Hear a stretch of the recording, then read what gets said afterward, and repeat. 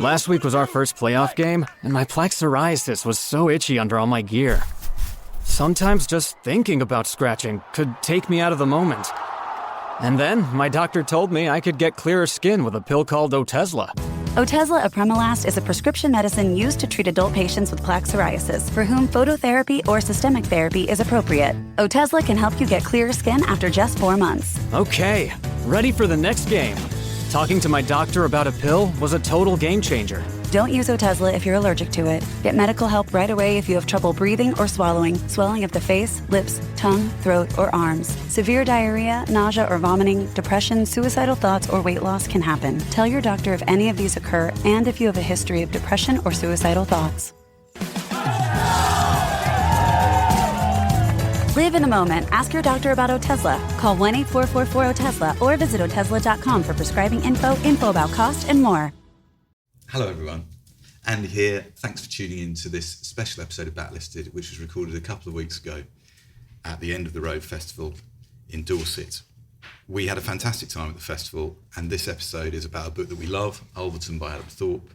We had a terrific guest, Tom Cox, a really great audience, and we had a brilliant time. The only thing that slightly went wrong is we had a few gremlins in the recording. So when you listen to this, it probably doesn't achieve our normal high standards of fidelity. But on the other hand, it's quite a rock and roll venue, and there's some rock and roll in this episode. So maybe you could think of this as like volume 1 of the Backlisted bootleg series. And so we hope it doesn't affect your ears too badly. For those of you who weren't at the live recording at the End of the Road Festival, you'll have missed out on the most remarkable pair of trousers I think I've seen for a long time that Tom Cox was wearing. They were flared, quite heavily flared, and were made out of some strange yellow and grey embroidered fabric. Very, very stylish, which is really just a way of introducing you, of course, to our esteemed sponsor, Spoke, also renowned for their stylish, well-cut trousers. Spoke are a smart online menswear company. They design men's trousers and now shorts and polo shirts as well, with a difference. They fit you rather than the other way round. In fact, with their online fit finder, you just enter a few simple details and under a minute, you'll have the perfect fit. You can choose from almost 200 size combinations, and they obsess over every detail. The zip, the fabric, the lining, the fasteners. Ordering from Spoke is like going to your own personal tailor without the hassle, expense, or slightly patronising attitude of a man with a long expense of tape in his hand. You get sharp, personalised design delivered in just 2 working days.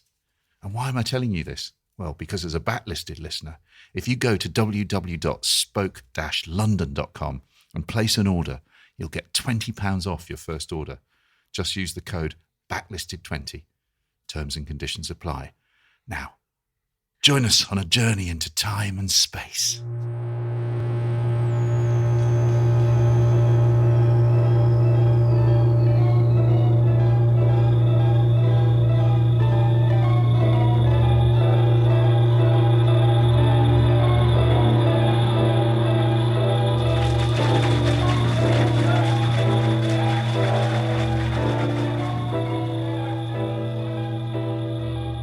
And welcome to Backlisted, the podcast that gives new life to old books. You find us today at the End of the Road Festival on the high chalk downs of Dorset, warming ourselves in the fading embers of a long, hot summer.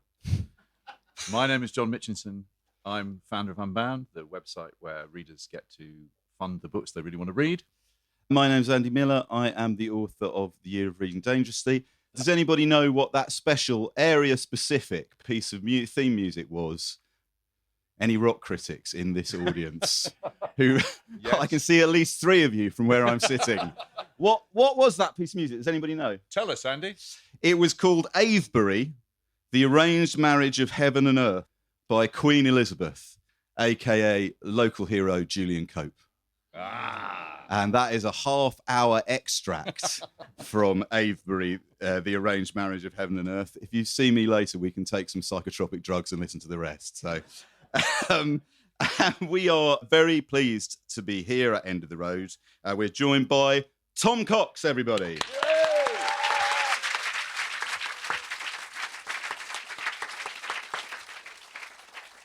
And has everybody been having a good time at the festival? Did anybody see Billy Childish yesterday? So I had a conversation with my son who's here. All right, he's already looking cross at me from over there. Okay. I said, I want you to come and see Billy Childish, and you've got to stay for the whole thing. And he went, oh, I've listened to the records. Can't I listen to one song? And I went, no, you've got to stay to the end. And he did stay to the end. And did you think it was all right? Yeah.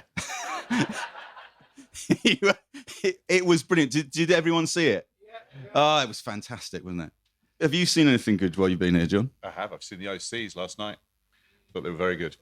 I'm just a sucker for 2 drum kits. It was brilliant. Very loud, very fast, very weird kind of guitar style that the guitarist has. You know, what was he called? Nick Thingy from Level 42. Mark King. Mark King. That's right. Not a good look, but he rocked it out. He styled it out. I could watch 2 drummers play. I don't know what it is about 2. It's just they sort of something about them being synchronized, and that's very, very loud sound. As you say, American drummers hit the skins hard, man. Tom? Well, I live in 1969 to 71 musically, but I'm surprising myself by finding some new things here that I've really liked. Hiss Golden Messenger were great. And Josh T. Pearson, who's got very dark songs but tells great jokes between songs. Yeah, they were both great. I just want to say a bit about Tom. Tom is a critic and author who's written about nature, music, folklore, golf and cats. His most recent book, 21st Century Yokel, might be described as not quite a combination of all of the above. I think that's about right. Yeah, no golf in it, though. Yeah, why? Now, I'm really interested with your books, Tom, because your first book was about golf, wasn't it? And then about 10 years later, you wrote another book about golf. And now, apparently, you're working on another... You're like a salmon returning upstream to spawn at a clubhouse. Yeah, and each time I come back, I hate golf a little bit more. That's what happens. The new one, which is already 4 years late, is it's kind of like a golf book for people who dislike golf intensely. And I sort of don't play anymore. I'm still officially a pro, ridiculously. I'm like Britain's worst golf pro. I'm not allowed to play amateur golf. But I just Who enforces that? I don't think anyone's going to come along and check. But like if I were to join a club again, which I won't, because you're going to stand out on a golf course. Let's be honest. I mean, you know, I do. I don't. Who's that really... guy in loon pants out there? Kind of... Yeah. People can't see this on the podcast, can they? I'm wearing he doesn't look like a golfer. Patterned cord flares and a straw hat that I bought from a car boot sale in Lincolnshire in 2009 for £3. And I'm hanging on to, despite the fact that it's a bit moth-eaten. The weird coincidence is that's exactly what A.S. Byatt wore when she came on. You've written about golf, though, Andy, haven't you? Hang on. Surely. Hold on, John Mitchinson. I've written about miniature golf, and that is not the same thing. Do you know that Andy represented the UK at miniature golf?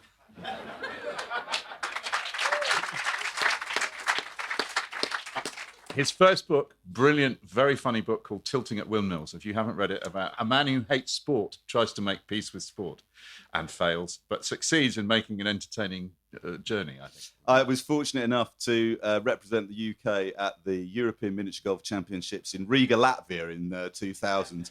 I had to march... No, why are you laughing? What? Well, I think you know why we're laughing. I had to march through the middle of Riga in the team kit, the UK kit. No, shut up! Right? In the team kit, behind teams from all over Europe. And there were 2 teams from Germany and a team from Switzerland. And they brought our coach, and they kept the balls in temperature-controlled... this is all true. Temperature-controlled attaché cases, and the first round that I played, I went round 18 holes in 38. That's pretty amazing. Yeah, the guy I went round with went round in 20, and when he took 3 at the last hole, he fell to his knees and wept. It's true. That's how tense it was. And a man from the Baltic Times came to interview me as this useless, idiotic Brit who'd qualified to take part by paying his own airfare. And when the article appeared the following day, it referred to me as the Eddie the Eagle of miniature golf. And here I am doing a literary podcast. I was going to say, all the Adam Thorpe fans are pressing fast forward. Sorry, Adam Thorpe fans. Andy, what have you been reading? I have been reading a book called The Diary of a Rock and Roll Star by Ian Hunter. Wow, not normally you hold up a book and it gets a round of applause. It is fantastic. Do you know who Ian Hunter is? Okay, so for anyone who doesn't know, Ian Hunter was the singer of the group Mott the Hoople. Mott the Hoople in the early 70s were on the verge of splitting up, and then their new manager, Tony DeFries, said, I've got another of my clients who's got a song for you. It's called All the Young Dudes, and his name's David, and he'd be willing to produce it for you. So they record David Bowie's All the Young Dudes. They had a massive hit with it. And so they're sent on tour to the States at the end of 1972 to capitalise on their hit single. And Ian kept a diary while he was out there. When this book was republished in the 90s, Q magazine said, this may well be the best rock book ever. And maybe it is, because it has this thing, certainly revisiting it now here in the 21st century. There's some bad behaviour and there's some amazing gigs, but mostly there's just an awful lot of hanging around in airports and hotel rooms. And like they amuse themselves by going out to pawn shops to buy cheap guitars that they can then ship back to the UK, sell at a massive profit and live on those proceeds, right? So it's a brilliant mixture. It's very funny. It's kind of boring, but sort of glamorous at the same time. But it's also, it's like it's from another era completely now, 1972 to here. He starts the book by saying, well, I'm writing this diary. I don't know where it's going to appear. I know what would be good. I'm going to write a lot about being on a plane, because I know lots of you who read this book will never get the chance to go on one. So I really love this. Tom, you were saying I thought you might have read this book, but you haven't. As a former rock critic. Yeah, the thing is, I'm as nuts as I am about music. I have a bit of an allergy to music books, and I've only really enjoyed a few. That is one that I actually fancied. And weirdly, although I say that, I'm listening to Keith Richards' autobiography at the moment, and actually really, really enjoying it on audiobook. It's a bit weird because Johnny Depp reads like the first sort of quarter of it and then kind of gives up. And then some other guy takes over. I've forgotten his name, but he's doing a Keith Richards impression, like an impression of Keith Richards drunk as well. Right. It's quite odd, but it's really good, particularly the bit where he's talking about when they actually had no money and they were just playing blues, and Brian Jones had elected himself the leader of the band. And the excitement really comes through it. It's made me go back to sort of early Stones and listen to them with whole new ears, even though like my favourite era, like a lot of people, is sort of 68 to XL and Main Street with the Stones. It's sort of made me love the early Stones more. I love Mott the Hoople anyway, and I've got a very special place in my heart for Mott the Hoople. Does anyone know the song Saturday Gigs by Mott the Hoople? Saturday Gigs is the last Mott the Hoople single. And there's stuff in the book where Ian sort of says, God, this business is, and I'll read a bit in a minute. He says, the business is terrible, but what makes it work is when you have one of those gigs. And he says, like, I always remember this gig we had in Croydon. Now, I come from Croydon. I'm militantly pro-Croydon, as regular listeners to the podcast know. But there's a beautiful emotional line in Saturday Gigs where he goes, in 72, we were born to lose. We slipped down snakes into yesterday's news. I was ready to quit. But then we went to Croydon. I did it. It's every podcast, isn't it? It's either Bruckner or Croydon. Hey, hang on. Anita Bruckner's coming up in about 5 minutes. I'm going to do the double here at a rock festival. Anita Bruckner and Croydon. So this is a bit from Diary of a Rock and Roll Star by Ian Hunter. They've just met David Bowie. David Bowie's playing the same venue they're playing in the following night. He's just popped up. This is 1972, remember? So David Bowie's been a star for about a year at this point. David looks tired, but great. Andy looks like he's not been eating again. He's the only star I know who regularly suffers from malnutrition. The charming, disarming urchin from Brixton who never misses a move or a point. Innocence, cruelty, the nearness yet the distance, all the qualities of the star he is. Only he knows what he pays for this coveted title. Back to the hotel, and David, although knackered from his trip, troops down to the local all-night hamburger cafe with our lot. Tony puts Al Jolson on the jukebox. We talk of tours, the eternal problem of Ziggy being Ziggy and Mott being Mott. Anybody who thinks musicians work barely an hour a day is a mug. I've worked 16 hours a day for Mott since Mott's creation. So have Mick, Pete, Buff and Fally. Mott's been our lives. Our love life centres around it. Inconveniences and long separations are demanded by it.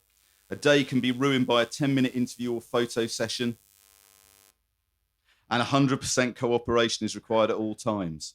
Attitude is a big word if you really want to make it. In a group, you're a diplomat, nurse, confidant, taxi driver, labourer, electrician, tailor, designer, and a few other things I can't mention. Before you even get on stage. It may look flashy, but it's over and you're finished before you know it. If you aren't already broken by one thing, it will be another. They come and they go is the old saying, and you see it.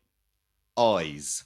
Record companies' eyes. Promoters' eyes. Agents' eyes. Media eyes. They are all watching for that slightest slip, which will get around like wildfire. If this sounds like self-pity, it's not meant to. You have to be realistic, and the rock business is a dirty business. Full stop. So, yeah, right?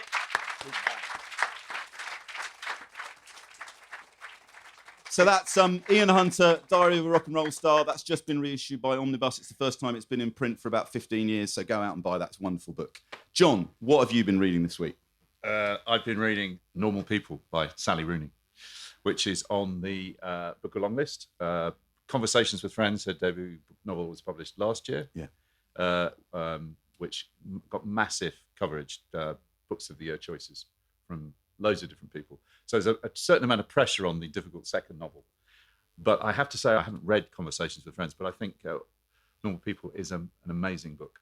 I was prepared to be skeptical because I'd had a lot of people say to me, kind of Emperor's New Clothes, bit middle brow, nothing really happens. The story is very simple. It's two characters, Connell and Marianne, who live in a small town in County Sligo in Ireland. Connell's mum cleans for the rather richer, more middle-class family that Marianne, her mother anyway, her father's dead. And it's basically a teenage relationship that goes through into university. They both are star students. They both end up getting scholarships at Trinity College Dublin. They fall in and out of a relationship to begin with. Connell doesn't really want to admit he's having a relationship with Marianne at school for all kinds of reasons. They both see other people, but without giving the ending away. So, this is not a massive plot-driven novel. What it is as immaculately, I think, precise a book as I've read about two young people and their relationship. It's a relationship that's taking place with Facebook, with both of them, I think, various levels of incipient mental illness and depression. It's very contemporary. The people who don't like it, I can't really see what they're objecting to. It's so carefully done. And the ending, you wonder how she's going to get out of this toing and froing, this pendulum. Suffice to say, she does it wonderfully. The fuss that's being made about Sally Rooney, I think, is probably justified. I can't imagine. You'd have to be a very odd kind of reader not to be involved in these characters. It isn't showy. It isn't, she's not trying to imitate Beckett or Joyce or Virginia Woolf. She's telling a story, but she does it with a delicacy and an honesty that is, I think, is still amazingly very rare in fiction. I read this as well last month. I really, really love this book. How many people here have read Conversations with Friends? Yeah, quite a lot. I would say about 5-10% maybe of the people here. So I think the thing with Normal People by Sally Rooney is, first of all, Sally Rooney is 27. So this is her second novel. She's 27. She's Irish. The backdrop of it, in part, is about the financial crisis in Ireland. Yeah. which, as John says, because it seems to be a novel about relationships, actually you could be forgiven for not realising that there's all sorts of other interesting things going on. And partly it's a kind of socio-economic investigation of what financial conditions did to the young people of Ireland in the period that we're talking about. The other thing is, as John says, I saw one esteemed middle-aged male critic refer to this novel as middlebrow. Yeah. Right? Now, middlebrow is a thing that middle-aged male critics say about young female writers. Yeah. Here it comes. Alex Preston, our former guest, when he read Conversation with Friends, said to me, it really reminded me of Anita Bruckner. I think you'll like it, Andy, because it's like Anita Bruckner. And of course, Anita Bruckner, that's the thing people used to say about Anita Bruckner. She was middlebrow, right? And just a few weeks ago... People said it about Jane Austen. It's a really good documentary about Angela Carter on BBC Two a few weeks ago. I don't know if anybody saw that. But on that, the novelist Jeanette Winterson had a go at Anita Bruckner for winning the Booker Prize 35 years after Anita Bruckner won the Booker Prize. You know, there's a certain intellectual mistrust of things that are not, to quote a brilliant phrase, dutifully literary. And Sally Rooney's prose is the sort of prose that does not draw attention to itself. And in that lies the excellence of it. I would expect in a year's time, when we all get together again, that many of you will have all read Normal People, because I think it's going to be huge, and we'll all have a nice chat about it in a year's time. I'll read a very short bit. It gives you just a bit of flavour. And also, it works for this podcast, I think. This is Connell. Connell goes to Trinity College Dublin and feels out of place because he feels that he is surrounded by a lot of people who've got a lot more money than him, and he is, although he's cleverer than most of them, he doesn't fit in. He knows that a lot of the literary people in college see books primarily as a way of appearing cultured. When someone mentioned the austerity process that night in the Stag's Head, Sadie threw her hands up and said, "Not politics, please." Connell's initial assessment of the reading was not disproven. He's been to see a reader. He basically goes to a reading and is not very impressed. Sort of can't really see the point of why somebody will want to listen to a writer, although he's writing his own stories. Connell's initial assessment of the reading was not disproven. It was culture as class performance, literature fetishized for its ability to take educated people on false emotional journeys so that they might afterwards feel superior to the uneducated people whose emotional journeys they like to read about. Even if the writer himself was a good person, and even if his book really was insightful, all books were ultimately marketed as status symbols, and all writers participated to some degree in this marketing. Presumably, this was how the industry made money. Literature, in the way it appeared at these public readings, had no potential as a form of resistance to anything. Still, Connell went home that night and read over some notes he'd been making for a new story, and he felt the old beat of pleasure inside his body, like watching a perfect goal, like the rustling movement of light through leaves, a phrase of music from the window of a passing car. Life offers up these moments of joy, despite everything. That's good.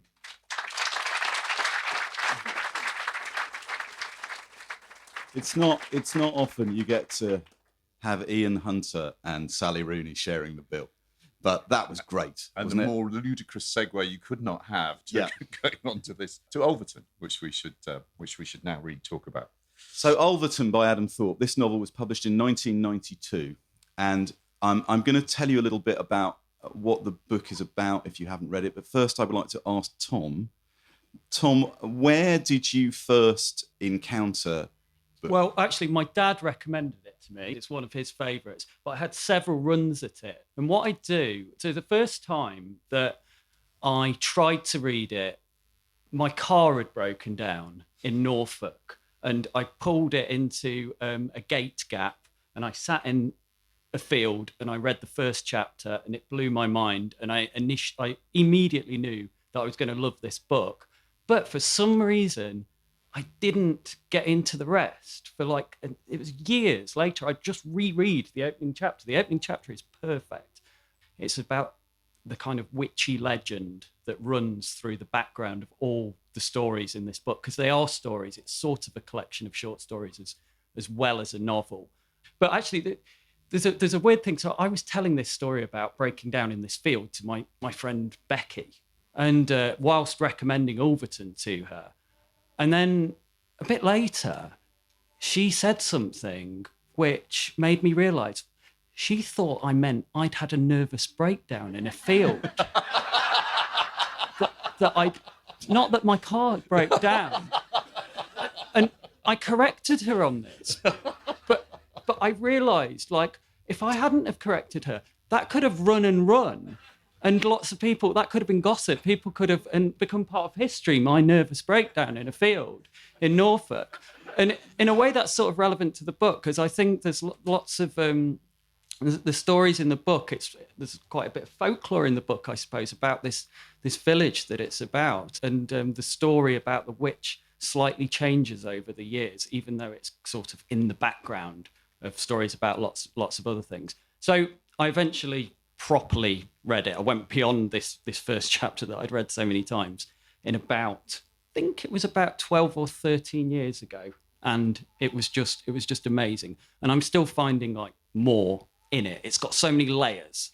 Like Adam Thorpe, I think he said that he had the idea when he was walking in Berkshire, because it's set in West Berkshire, and that the story was coming up to him through the soil, he felt. And that's sort of what I feel the book is like. There's so many layers, and I reckon I could read it like another 7 times and just find new bits in it. The novel takes the form of, if it is a novel, and I think it is a novel, as you say, it's like a collection of stories or excerpts from a timeline. It's about a place called Ulverton, the village of Ulverton, and the area around Ulverton. And it starts in 1650 and ends 12 chapters later in 1988. And each chapter is narrated by a different person or persons, and we hop forward in time 30 years with every chapter. So the novel isn't held together like a story in the traditional sense, because the human characters are not the protagonists. The landscape and the village is the protagonist of the novel. We'll be back in just a sec. Now, in a sense, I think, John, this is something that's probably we're more familiar with now after 20 years of the great nature writing boom than we were in 1992 when this book came out. Yeah, I mean, it's amazing to think. I read this book in 1992 when it came out, read it in proof, got sent it by the editor, Robert Robertson. In fact, I was going to bring my proof along. I found a memo from Robert Robertson, who incidentally is on this year's book along list as well for a first novel that he's written. But amazing editor. He was at Secker at the time. And it's a note to all reps saying, we've got a quote from John Banville, which gave me a real jolt, because that's how you used to communicate in those days. You'd write a memo and it would be photocopied and sent to people. It's pre-email. So that was one thing. Well, sort of early email anyway. I mean, I remember reading it and feeling that this was a book that was doing something that hadn't happened in English fiction for a long time. And I think it's had an influence on a whole generation of writers. I certainly think it was published before W.G. Sebald had written, which is, again, another kind of a fiction, doesn't feel like a fiction. In some ways, it's looking backwards to the great modernist kind of masterpieces of Joyce. In other ways, it's coming out of found documents, local histories, diaries. You could see it almost as 12 essays in different styles. I mean, I like to think of it as based, if you were a ham radio operator in this little place, Ulverton, on the Berkshire Downs, you're tuning into broadcasts from the past. It's almost like it's that kind of the quality. We'll read a bit from various bits of the book, and it gives you the full range of the social history of one small place in England. You can't not think about that and then think about, as I say, on one hand T.S. Eliot, but also just kind of those rural novels of writers like Mary Webb. It's an amazing book. My particular connection to it was I was so blown away with it. I was that year judge for the Best of Young British Novelists, and the 2 other judges, well, Bill Buford from Granter, but was Salman Rushdie and Antonia Byatt. And I still wake up at night sweating about the fact that I didn't manage to persuade them that this book was better than any of the other books that I'd read. Really, for the all my time as a bookseller, it was that important. But Salman Rushdie hated it. Said that the pasture was worse than that, actually. He said it was a moribund, irrelevant form. And I think about it now, that one comment of his has literally been the motivation for my whole life since. I'd forgotten in this book, and I didn't even know this, but those of you who followed the podcast at all know I'm obsessed with shepherds and shepherds' memoirs. But Adam Thorpe says in this book that's what he was doing. He was reading shepherds' memoirs, and I'd forgotten so much. I mean, I feel slightly emotional because so much of what I still feel fiction can do and doesn't do enough of is contained in this book. So I'm not going to give you a balanced lit crit evaluation of it. It's like I say, I feel rather like the book we talked. This book and Ridley Walker, I feel like bits of my soul have like a Horcrux for the Harry Potter fans. You know, as Thomas said, you go back to it. I haven't read it for 26 years. And it's an even better book than I remember. I read this when it came out in 1992. We made it Waterstone's Book of the Month. Although I failed to get him onto the promotion, which Adam was absolutely... I mean, I got to know him as a result of failing to get him into the promotion. And there were other writers that really didn't deserve to be on there anywhere near as much as him. I don't think he did that well at Waterstone's overall, because I read a thing that he was booked to talk in Leeds at Waterstone's, and only one person turned up when it came out. So the event was cancelled. It's just shocking now, isn't it? It's a shit business. It's Ian Hunter. It's Ian Hunter all over again. Then he went and tried to get a guitar from a pawn shop. Reminds me of that great Richard Ford story where he was in his first signing session for Piece of My Heart, and he's in New York, and there's a big pile of shining hardbacks, and he's there for 2 hours. Nobody comes up to the table. And right at the end, a guy comes up and he said, "Excuse me, sir." He said, "Are you Richard Ford?" And he said, "Yes, I am." He said, "That's my name too." And then walked away without buying a book. So I remember reading this in 1992. I really loved it in 1992. But in 1992, I was like 24 or 25. And as you know, John, I believe there's not really any point reading anything before you're 40. Yes. So as it turned out, I liked it in 1992, but I came back to it. I read it for this because Tom had chosen it, and I'm wary of pressing down on the accelerator for the hyperbole. Yeah. But this is a masterpiece. I mean, I thought it was good then, but coming back to it now, as I hope someone who's a more attentive reader than I was then, I felt it was sort of, you can't really get to the bottom of this book. It's so rich in how it's woven together. And the way, because it can't use character to pull you through the novel, he has to use all these different strategies of imagery, tactics of imagery and landscape, and there's a tremendous amount of entertaining defecating and fornication in this book, as a way of pointing out that human beings change and they don't change. You know, as we meet those characters again at 30-year intervals. There's one of my favourite chapters, stroke stories is it's called Improvements, and it's from 1712. It's the third one, and it's possibly the most sort of bawdy. But it's a farmer who's got 60 acres who's talking about all his new methods of husbandry in quite kind of nerdy terms, whilst also talking about his wife's mental breakdown, which ends in her suicide, and his affair, him carrying on with the maid at the same time. And he drops those things in, and his wife's going crazy and sort of carrying this corn dolly around all the time. It's almost a bit folk horror at the same time. I've got a little excerpt to read here from that.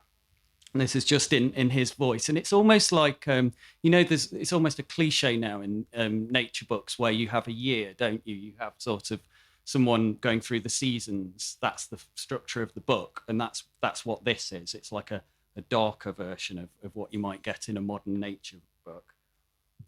Being in the town this day, I viewed the new corn exchange, which is exceeding large and pretty, and built after the manner of a Roman temple. I did good business with a corn merchant from Salisbury and got a price for a winnowing machine, which I must consider, and bought 2 barley hummelers of improved design. I avoided the new toll gate by crossing a pasture, which amused my servant greatly. Returning through Ulverton, the name of the village changes in this, which is interesting as well. Returning through Ulverton, I met Mr. Webb, the Wainwright, who was cutting a mortise into the nave of my new wheel, and who stated he would dish the wheel, it being large enough at little extra cost. He demonstrated to me his new bruz, this being a chisel of the shape of a V for the mortise corners and much neater in action than his previous tool. It is of much concern to him that a man died owing to the splitting of a wheel he had made, and fears for his reputation. I told him that I thought it more my doing than his, because I did not cover the wagon through storms of December, and that the frostiness and dryness of the later winter was all to blame. At the bridge over the river, a vagrant with a mongrel begged for harvest work, but he had no passport. On stating that passports, certificates, and such like were not required for harvest work, he placed me at a disadvantage as a Christian man. I had resort to the truth, which was that I did not approve of his face. This being sharpish and of a gingery stubble cut through by a white scar. He cursed me then and there, which was discomforting, as his curse was that of the magic arts, and spoke of progeny to be blasted, etc., etc. My servant and a passing neighbour, Mr. Hobbs, threw the man into the river. And Mr. Hobbs went to tell the warden that the justice might be informed of a needed removal. Oh, it's great. I think that just shows Adam Thorpe must have been reading so many oral histories and kind of farming memoirs. Very good. So, John, some of this book is written in quite an intense, like almost like a street. There is one chapter in particular which is a folk rap. Yeah, a stream of consciousness, which you said full of piss and vinegar earlier. You said you were going to... Yeah, this may not work, but I'll give it a go. I live in a small village, and I've lived there for 22 years. And when I arrived in the village, there were three men, Jack, Bobo, and Edgar, who had all worked on the land. One was a shepherd, one was a stonemason, and the other generally did whatever was asked of them.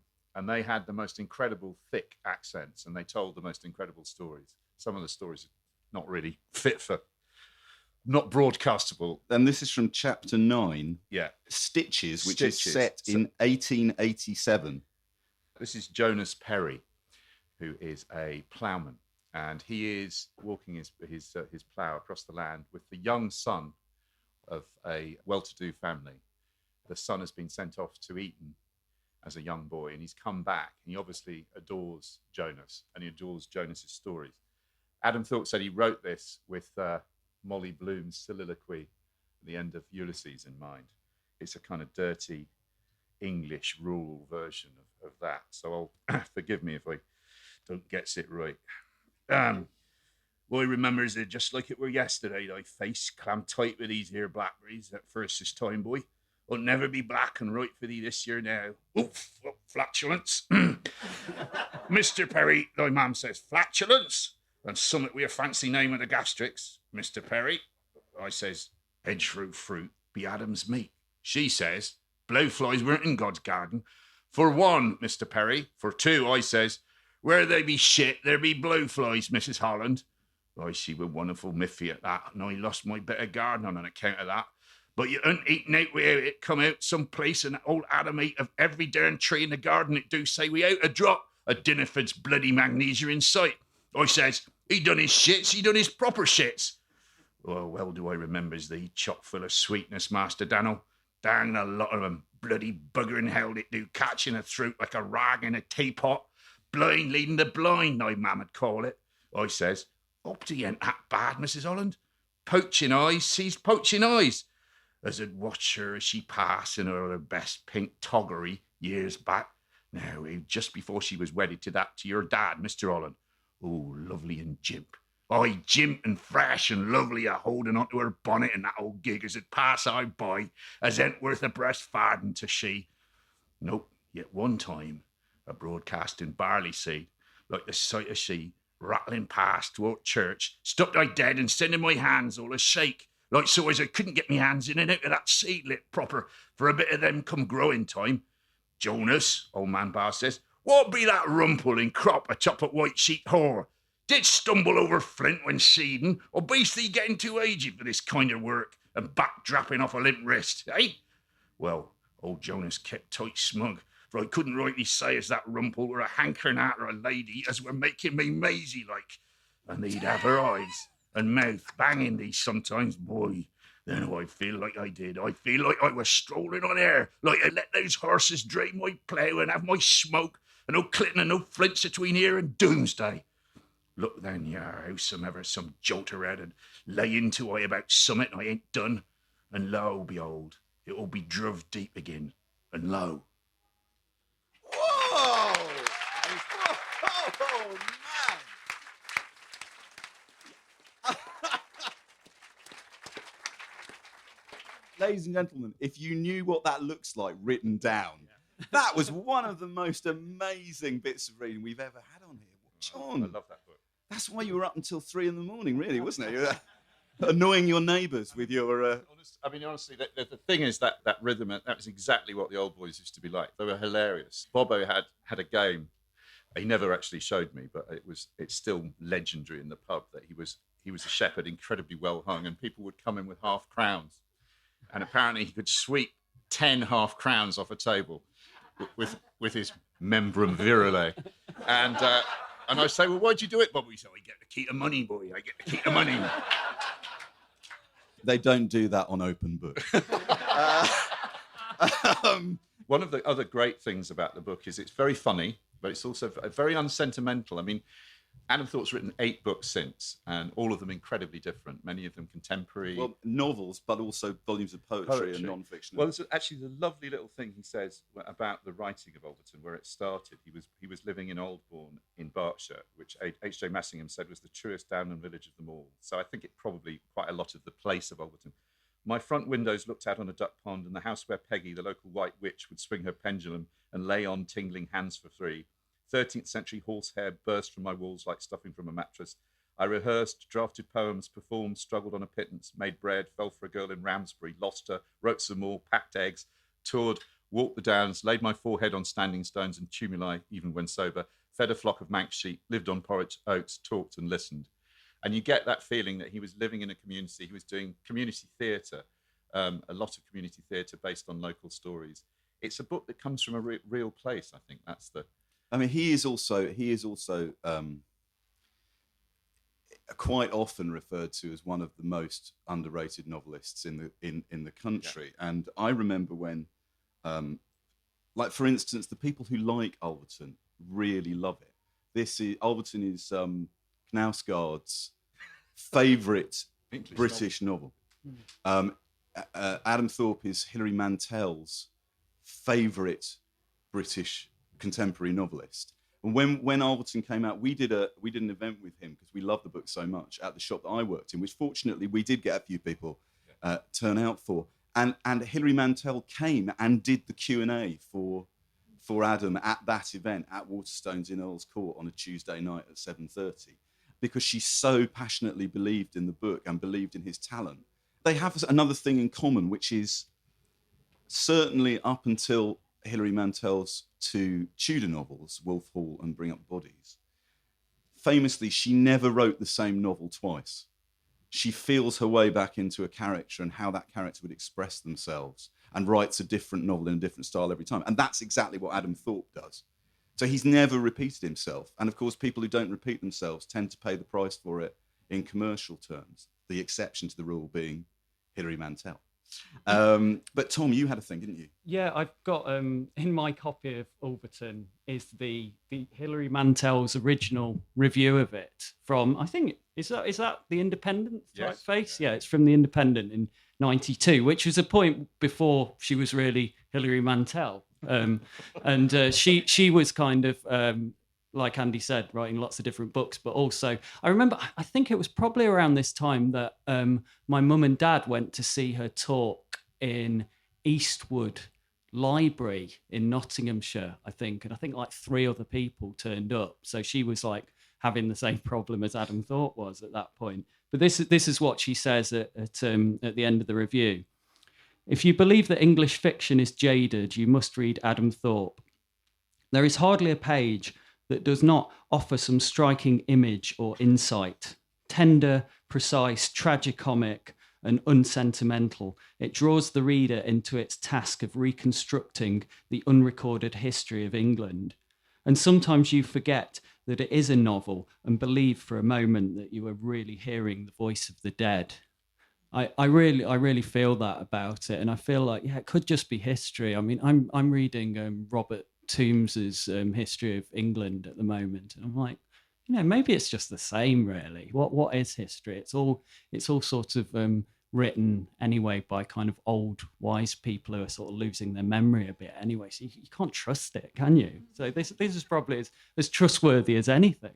You've your next book, Tom, which Declare an Interest, Unbound are publishing. You're doing a book of ghost stories, but haunting is a theme in this book as well.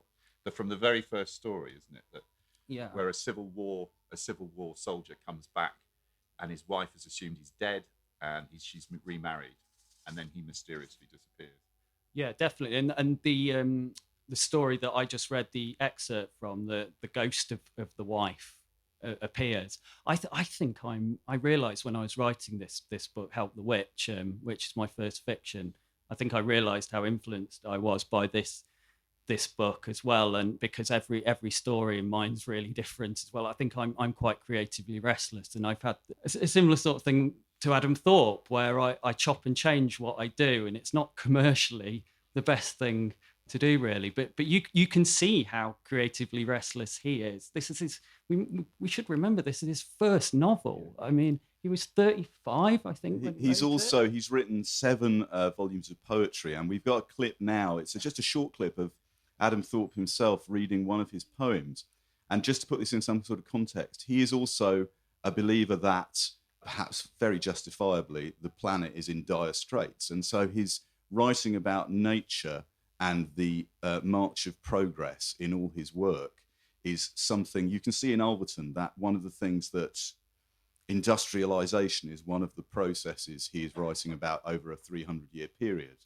This poem is called Recent Summers, and at the end, Adam Thorpe adds just a little thing to leave you thinking about. Recent summers. This imminence. An English distillation of lowering hedges. A hammer weight of heat on the accomplishing ferns. Everything tending to cataclysm. Fiddling while even dawn burns. We wait. Things might get worse. The hearse ticking by the cemetery gate. The silence of the birds we don't look up to. Now we're up to things.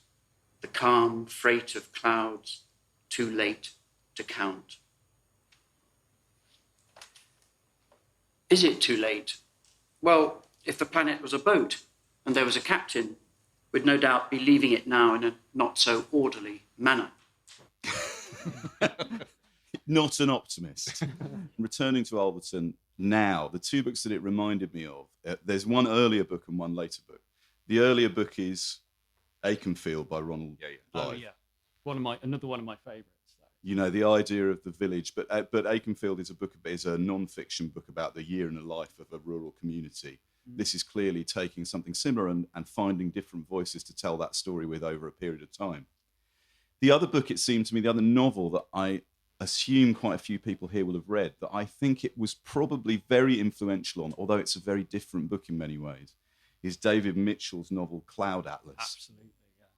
You know, Cloud Atlas does a similar kind of Rorschach thing with the structure of moving in and out of different time periods with different characters, yet the unity is there through imagery particularly. It's this, with the birthmark in Cloud Atlas, it's the same as the story about the witch. It's the same as the burial site of the guy who is murdered in the opening chapter. And I remember reading Cloud Atlas probably like about a year after I read Ulverton, and everyone was raving about it, and it did make me think, well, why don't you talk about Ulverton? He did the same thing 6-7 years before. The other book that Robert Macfarlane is very, very good introduction, and that gives you a sort of a sense. It's that all of the school, I guess you would say, of which Macfarlane is probably the best known of English writers about nature in the countryside that have arisen over the last 20 years. Ulverton is a sort of a touchstone book for them. But he mentions a book that is one of my favourites, which I'm sure Thorpe would have read as well, which is a book called The Cheese and the Worms by Carlo Ginzburg, which has a similar idea. Ginsberg reconstructs the cosmos of a 16th century miller from documents that are left behind. Ginsberg was a Marxist historian who was very cross with the idea of lacunae, that you couldn't tell the story of people from the past because there was no documentation. He said, well, actually, that's bullshit. If you get into the libraries, there is documentation. You just have to work hard, and you have to have imagination to reconstruct. And that idea of reconstructing voices from the past. I mean, this book is a very angry book as well. It's about, there's a deposition. One of the central chapters is about the breaking of machines and the ridiculously harsh punishments, from hanging to transportation, that the rural poor, who were really poor, there's a lot of poverty in the book, of a lot of desperation. There's amazingly moving letters from a mother to her son who's in Newgate, being faced with being hung for stealing someone's hat. Injustice runs through it, the kind of the anger, and right through to the end, which really resonated with me, where it's basically the final bit of the book is a film script about a property developer who's from the village, but is basically building the kind of ghastly, ticky-tacky houses that property developers build in A1 rural areas, and turning one of the old pubs into a gastro pub and again, the anger, the people in that film, the people who are now who've been moved out of their pretty cottages into council estates, very similar to my village, their anger, their sense of their village traditions being lost. So all of that is in there. Although it's, as you say, he's not an optimist, he's incredibly generous, because even the dickhead who's building the houses is given a kind of actually what happens is, without giving too much away, they discover a skeleton. That chapter felt really modern to me as well, rereading it. Yeah. It didn't feel like it was written in 1900. No, I'm just going to, we've got like 5 minutes left. I'm just going to read one bit because it's a Sunday morning. And Tom, you were saying how funny the book is. The book is very funny. Chapter 2, Friends, 1689. I'm going to read you a tiny bit from that. The character talking to you is the Reverend Crispin Brazier. And he's referring to his clerk, William Scablehorn, and his curate, Mr. Kissel. And they have been stranded in a snowstorm and discovered naked. But they've been huddling together, he claims, for warmth. And this is an extract from his sermon in which he is attempting to justify what really happened to the congregation. So you have to imagine that I am the Reverend Crispin Brazier, and you, ladies and gentlemen, are the congregation. And you can respond to the piece I'm going to read because it's built into what Adam has written. All right, so here we go. Hell is but a tiny single thought away, my children. You may well shift. But you are looking agog at one who has felt the hot rasp and icy nip at once in his bowels and on his cheeks. The fires and frosts of hell's perpetual kingdom. Whatsoever be the talk of holy frauds, whatsoever be the modish jabber of those inly lit up as by some angelic taper, as by some luminous blossom. Now this, my children, hear closely. Nay, hear me out. At the very moment of my despair and numbness, in which the sudden inclement weather and its great gloominess all but obliterated my senses, my reason, like our single-shielded lanthorn, swung by my hand endured, and I reckoned that one amongst us was not feeling his suffering as he ought. Nay, let me proceed. Mr. Scablehorn and myself did make for the hummock, with our hoods held tight to our faces, that we might not be blinded by the snow, and did crouch there, it affording in the lee some shelter from the blasts. Then think, my children, what degree of horror came upon your minister, when poor Mr. Scablehorn did lean across to me, and did part my hood from mine ear, and did whisper that our comforting protuberance was none other than that place where certain of the spiritually distracted in our grandparents' time fell into unspeakable depravity and cavorted lustfully in nakedness upon its flanks, and that is called thereby the devil's knob. So there are affairs. Thank you, Robert. So there are So basically, it's hard to think of anything this novel doesn't do, right? Yeah. When it moves you, it's moving. When it's funny, it's funny. It makes you think. It's beautifully constructed in literary terms. On his website, it says that he's frustrated that it's the one he's known by, but I think that's why, because it does the whole job, doesn't it? And I would also say, I mean, it's not, you're not going to read it in a sitting. It takes time. Some of the chapters are quite hard to read because they're written in this dense dialect. But it's a book to reflect on. It's a book, I think anybody who's interested in English history is interested in how to get younger people engaged in English history. It's a kind of core text. I think it is also ageist. I can't see it going out of date. I mean, there are very few books that genuinely deserve to be called masterpiece. And I think it's the sort of book that we started Backlisted to talk about, actually. Absolutely. It's one of those masterpieces which you may or may not have heard of, that you could go from here. In fact, I'm not even plugging now. You could go from here to the Rough Trade tent and buy it because they stocked it, because they knew we were talking about it. Or you could walk into a bookshop and buy it. It's not like any other book. Most books are like other books. Ulverton is not like any other book. I thought that when I read it in 92, and coming back to it now, I thought the same thing. So listen, we've got to say goodbye to you. You've been a fantastic audience. Thank you ever so much for listening. Tom, thank you very much for joining us and coming to talk. Thank you. Mitch, thank you very much for turning up on time. And thank you, Jack, for recording us. Most of all, thank you, End of the Road, for having us. We're Backlisted. Thank you very much.